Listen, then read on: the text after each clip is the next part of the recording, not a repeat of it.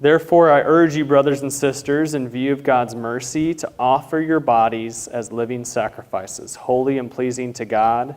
This is your spiritual act of worship. Do not conform any longer to the pattern of this world, but be transformed by the renewing of your mind.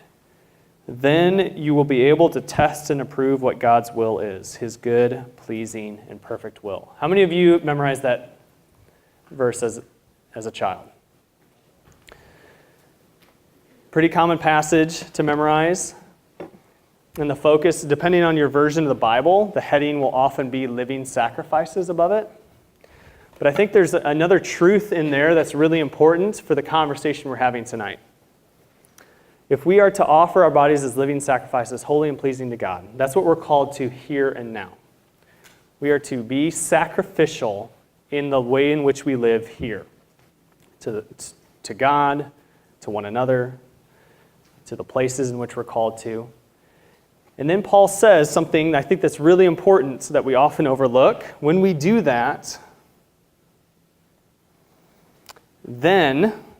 is really important. Then you will be able to test and approve what God's will is, his good, pleasing, and perfect will.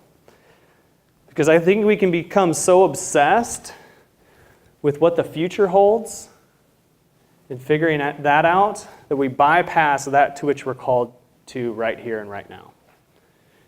So one of my challenges for you to be fully present and fully prepared is to finish this experience well. What does it mean to finish Taylor University well? To not just coast, to not just check out, but to truly live sacrificially in the 79 days that you have left here. And my hunch is if you do that well, the future will in many ways take care of itself. Because you're living your life in such a way that you're able to see the opportunities that come for what they are. So fully present, fully prepared.